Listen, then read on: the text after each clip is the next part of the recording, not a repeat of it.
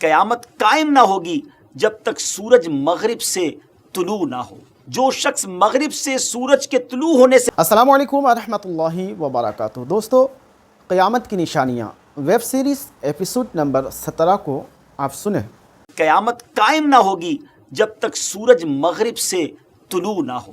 جو شخص مغرب سے سورج کے طلوع ہونے سے پہلے توبہ کر لے گا، اللہ عز و جل اس شخص کی توبہ قبول کرے گا. اور جب وہ مغرب سے طلوع ہوگا اور اسے لوگ دیکھیں گے تو سب ایمان لائیں گے، اور یہ ایمان نفع نہ دے گا.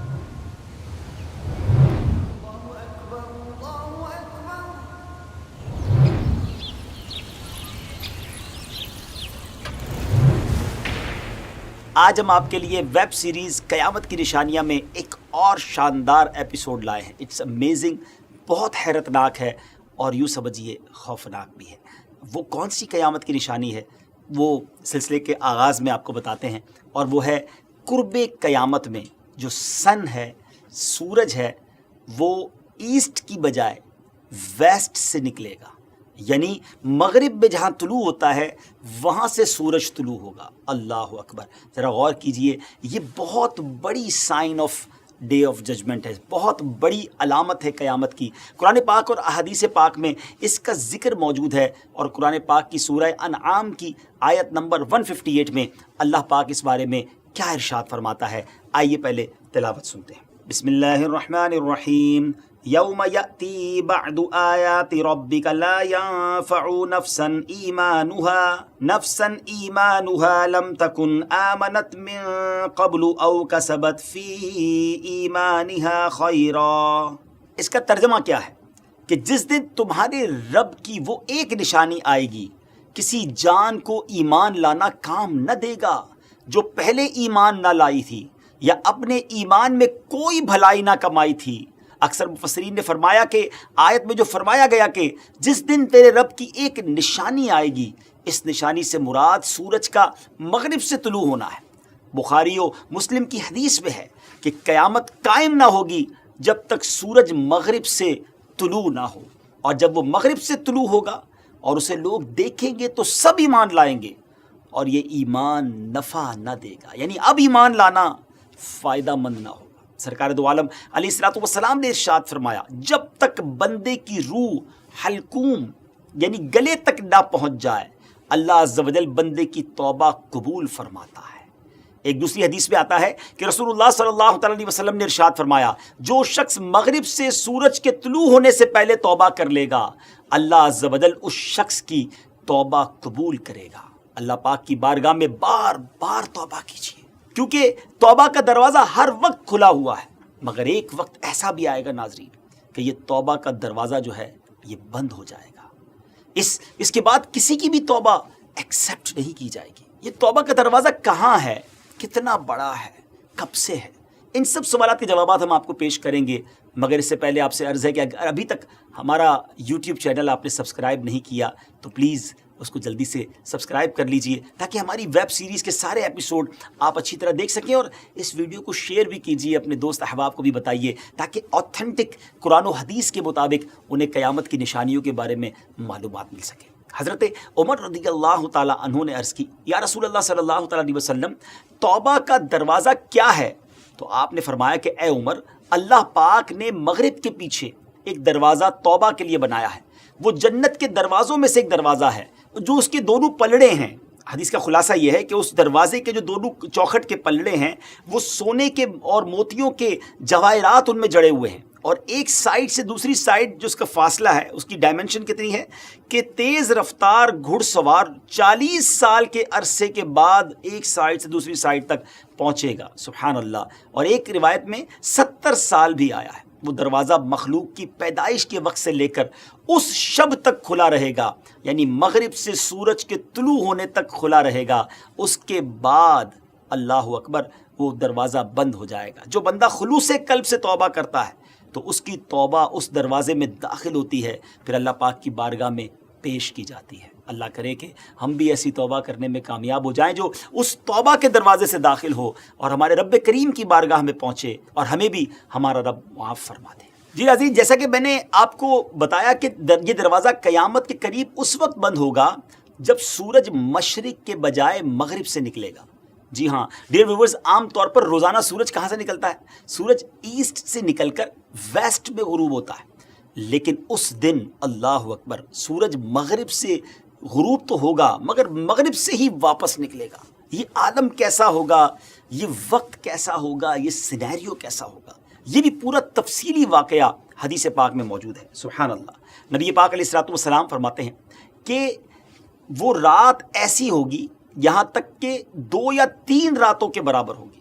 اللہ اکبر. لوگ اٹھ کر اللہ پاک سے ڈر کر نمازیں پڑھیں گے، پھر دوبارہ اپنا حسب دستور کاروبار کریں گے، لیکن ستاروں کو بدستور اپنی جگہ دیکھیں گے، یعنی اندھیرا ہی ہوگا، اور اس کے بعد پھر سو جائیں گے، پھر اٹھیں گے، نمازیں قضا کریں گے، لیکن رات ختم ہونے کا نام نہیں لے گی. پھر وہ سو جائیں گے اور وہ رات بدستور باقی ہوگی اور بہت طویل ہوگی. جب لوگ گھبرا کر ایک دوسرے کو ضرب لگا کر پوچھیں گے کہ یہ کیا ہو رہا ہے، تو خوفزدہ ہو کر مسجدوں میں آ جائیں گے، صبح کے سورج کا انتظار کریں گے، لیکن وہ وقت بھی طویل ہوگا، انتظار میں ہوں گے کہ پھر سورج مشرق سے نکلے گا.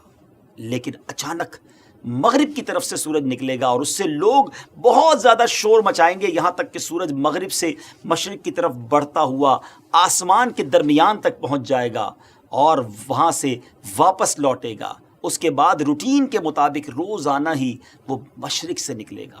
اللہ اکبر. اس وقت بڑی عجیب و غریب صورتحال ہوگی جب مغرب سے سورج نکلے گا. پیارے آقا علیہ السلام نے فرمایا کہ مغرب سے جب سورج طلوع ہوگا تو وہ جو صبح ہوگی اس میں اس امت کے بعض لوگ خنزیر اور بندر بن جائیں گے، اعمال نامے اور اس کے رجسٹر لپیٹ لیے جائیں گے، قلم خشک ہو جائیں گے. اب نہ کسی کی نیکیاں بڑھیں گی اور نہ کسی کی برائیاں کم ہوں گی، اور جو اس سے قبل ایمان نہ لایا اس کا ایمان لانا اب اسے نفع نہ دے گا، نہ کوئی عمل اس کے کام آئے گا.